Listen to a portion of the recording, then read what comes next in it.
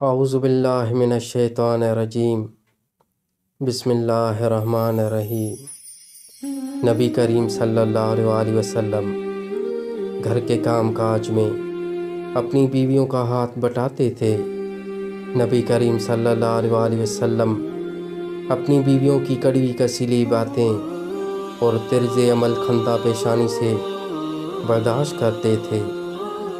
نبی کریم صلی اللہ علیہ وسلم اپنی بیویوں کی بیماری میں بیمار پرسی کرتے تھے۔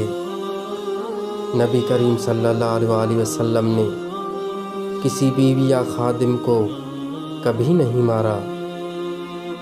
نبی کریم صلی اللہ علیہ وسلم نے دفن طبع کے لیے زندگی میں 2 مرتبہ امی عائشہ رضی اللہ تعالیٰ عنہا سے دوڑ لگائی۔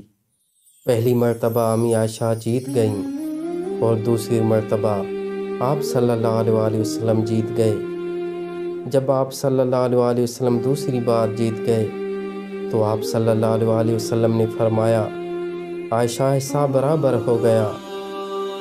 نبی کریم صلی اللہ علیہ وسلم نے ارشاد فرمایا، بیوی بچوں پر خرچ کرنا بھی باعث ثواب ہے۔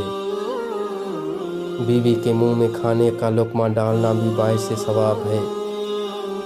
نبی کریم صلی اللہ علیہ وسلم اس بات کو پسند فرماتے کہ مومن اپنی بیوی کے ساتھ ہنسے اور کھیل کود کرے۔